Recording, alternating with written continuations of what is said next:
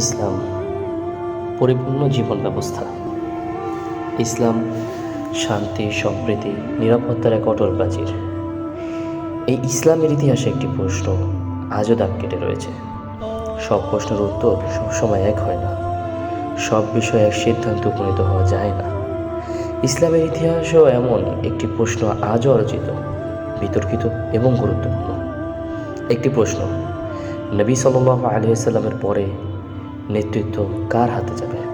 একটি প্রশ্ন থেকে একটি ধারা, একটি পরিচয়, একটি ইতিহাস রচিত হয়, একটি নতুন মতবাদের জন্ম নেয়, যা আজ আমরা শিয়া নামে চিনি। শিয়াদের পুরো ইতিহাস জানতে আমরা শুরু করেছি ইতিহাসের পাতায় শিয়া সিরিজ, আর আপনারা দেখছেন ইতিহাসের পাতায় শিয়া সিরিজের প্রথম পর্ব। আসসালামু আলাইকুম ওয়া রাহমাতুল্লাহ। নাহমাদুহু ওয়া নুসাল্লি ওয়া নুসাল্লিমু আলা রাসূলিহিল কারীম, আম্মা বাদ। শিয়া শব্দটি আরবি শিয়াতু থেকে এসেছে, যার অর্থ দল বা অনুসারী। সাহাবীদের যুগে একে বলা হতো শিয়াতু আলী। তখন এটি কোনো মাযহাব, দল বা কোনো আলাদা ধারা ছিল না, যেমন আজকের শিয়া, বরং এটি ছিল একটি অবস্থান, একটি পছন্দ, একটি সিদ্ধান্ত। প্রিয় মুসলিম ভাই ও বোন, ঐতিহাসিক গ্রন্থগুলোতে বিভিন্ন সময় একই বিষয়কে বিভিন্ন গ্রন্থে বিভিন্নভাবে উল্লেখ করা হয়েছে। কিছু নির্ভরশীল গ্রন্থ থেকে ডকুমেন্টগুলো একত্রিত করার আমরা চেষ্টা করেছি, যেমন তারিখ আল তাবারি, আল বিদায়া ওয়ান নিহায়া ইবনে খাতির। অন্যদিকে আমরা শিয়া গ্রন্থ থেকেও নেওয়ার চেষ্টা করেছি, যেমন আল কাফি। তাই আমরা বলছি না আমাদের বক্তব্যটাই সঠিক, ঐতিহাসিকদের মধ্যে বিভিন্ন মতপার্থক্য রয়েছে।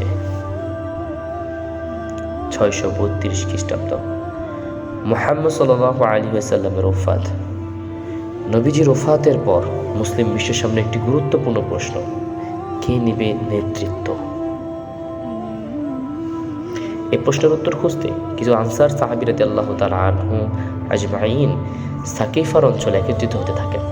এই ঘটনাকে ইতিহাসে সাকিফার মাশওয়ারা নামে পরিচিত।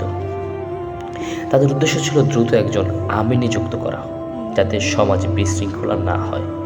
এরপর সেখানে উপস্থিত হন কিছু মুহাজির সাহাবী রাদিয়াল্লাহু তাআলা আনহু। শুরু হয় মাশওয়ারা, আলোচনা, পরামর্শ, এবং শেষ পর্যন্ত সেখানে হযরত আবু বকর রাদিয়াল্লাহু তাআলা আনহুকে খলিফা হিসাবে নিযুক্ত করা হয়। তবে এই ঘটনাকে সবাই একইভাবে দেখেন না। একদল ঐতিহাসিকদের মতে এটি ছিল একটি জরুরি সিদ্ধান্ত, মুসলিম সমাজকে ঐক্যবদ্ধ রাখার জন্য নেওয়া একটি পদক্ষেপ। আবার অন্য দল মনে করেন এই পরামর্শে সবাই উপস্থিত হতে পারেননি। এখান থেকে তৈরি হয় দৃষ্টিভঙ্গির পার্থক্য। মূলত সাকাফির পরামর্শে দুটি পক্ষ ছিল। এক পক্ষের মতে নেতৃত্ব হওয়া উচিত ছিল কোনো নির্দিষ্ট পরিবার থেকে না হয়ে সমস্ত মুসলিম সমাজকে কেন্দ্র করে পরামর্শ সাপেক্ষে একজন আমির নিযুক্ত করা, যেটি আমাদের খেলাফত ব্যবস্থা। এই মতামতের পক্ষে ছিলেন হযরত আবু বকর রাদিয়াল্লাহু তাআলা আনহু, হযরত ওমর ইবনুল খাত্তাব, আবু উবাইদা ইবনুল জাররাহ, উসমান ইবনে আফফান, খালিদ ইবনে ওয়ালিদ, সাদ ইবনে আবি ওয়াক্কাস, আব্দুর রহমান ইবনে আউফ, বিলাল ইবনে রাবাহ। আনসারদের মধ্য থেকে অনেকে ছিলেন, যেমন আওস গোত্র বহু নেতা, যেমন উসাইদ ইবনে হুদাইর এই সাকাফির পরামর্শে গুরুত্বপূর্ণ ভূমিকা রাখেন। অন্য পক্ষের মতে নেতৃত্ব হওয়া উচিত ইমামত বা নবীর পরিবার থেকে, অর্থাৎ আহলে বায়াতের মধ্য থেকে নেতৃত্বের সর্বোচ্চ পর্যায়ের যোগ্য। তাদের মতে নেতৃত্বের সবচেয়ে বেশি যোগ্য ছিলেন হযরত আলী ইবনে আবি তালিব রাদিয়াল্লাহু তাআলা আনহু। এই চিন্তাধারাই পরবর্তীতে শিয়াদের ইমামত ধারণাকে প্রবল করে। এই মতবাদের পক্ষে ছিলেন আলী ইবনে আবি তালিব রাদিয়াল্লাহু তাআলা আনহু, ফাতিমা বিনতে মুহাম্মদ, সালমান আল ফারসি, আবু যাল আল গিফারি, মিকদাদ ইবনে আসওয়াদ, আব্বাস ইবনে আব্দুল মুত্তালিব, আবু আইয়ুব আল আনসারি, আবু সাঈদ আল খুদরি।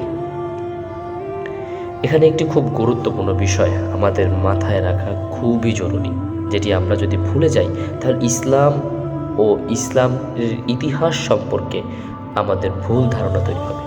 বিষয়টি পরিষ্কার রাখা দরকার। সাহাবা রাদিয়াল্লাহু তাআলা আনহুদের জামানায় কোনো শিয়া, সুন্নি, খেলাফত অথবা ইমামত এই জাতীয় কোনো ভাগ বাটোয়া ছিল না। যে সকল সাহাবীর আহলে বাইয়াত থেকে নেতৃত্ব চাচ্ছিলেন, স্পষ্ট করে বলা যায় না যে তারা বর্তমান শিয়াদের ইমামত চিন্তাধারার সঙ্গে সংশ্লিষ্ট ছিলেন, বরং তারা সেই সময় একটি সিদ্ধান্ত নিয়েছিল যেটি পরবর্তীতে শিয়া মতবাদের ভিত্তি হয়ে দাঁড়ায়। ভিন্ন দৃষ্টিভঙ্গি থেকে কিছু মানুষ ধীরে ধীরে মনে করতে থাকলেন নেতৃত্ব আলী ইবনে আবু তালেব রাদিয়াল্লাহু তাআলার হাতেই থাকা উচিত ছিল, এবং এই বিশ্বাস থেকে শিয়াত আলী অর্থাৎ আলীর অনুসারীদের একটি পরিচয় গড়ে ওঠে। এটি শিয়াদের উৎসের প্রথম ধাপ। শিয়া মতবাদের উত্থান কোনো একদিনে হয়নি। এটি রাজনৈতিক বিতর্ক, গৃহযুদ্ধ, কারবালা ট্র্যাজেডি এবং পরবর্তীতে ধর্মীয় ব্যাখ্যার সমন্বয় ধীরে ধীরে গড়ে ওঠা একটি ইতিহাস। কিন্তু কিভাবে সাধারণ একটি সিদ্ধান্ত ধীরে ধীরে একটি পরিচয় বহন করা শুরু করলো, কিভাবে এটি একটি ধর্মীয় চিন্তায় রূপান্তর হলো, কিভাবে এটি ইমামত ধারণার রূপ নিল, কিভাবে মুক্তার আল সাকাফি এটিকে সাধারণ পরিচয় থেকে একটি রাজনৈতিক ভিত্তিতে নিয়ে গেল, কিভাবে জাফর আল সাদিক এটি একটি ফিখের দলিল ভিত্তিকভাবে আকীদা হিসেবে দাঁড় করালো, কেনই বা battle of Jamal, battle of Karbala শিয়াদের জন্য এত গুরুত্বপূর্ণ, সুন্নিদের সাথে আদর্শিকভাবে তাদের অমিল কোথায় বা মিলই কোথায়, অথবা ইরান কেন শিয়াদের সেন্টার হয়ে উঠল, এই সবই আপনাদের সামনে আমরা উপস্থাপন করার চেষ্টা করব ইতিহাসের পাতায় শিয়া সিরিজে ইনশাআল্লাহ। আজ এ পর্যন্তই। ইনশাআল্লাহ পরবর্তী পর্বগুলোতে ধারাবাহিকভাবে এই বিষয়গুলো আমরা উপস্থাপন করার চেষ্টা করব। ইতিহাসের পাতায় শিয়া প্রত্যেকটা পর্ব দেখার আমন্ত্রণ জানিয়ে আজকে বিদায় নিচ্ছি। আসসালামু আলাইকুম।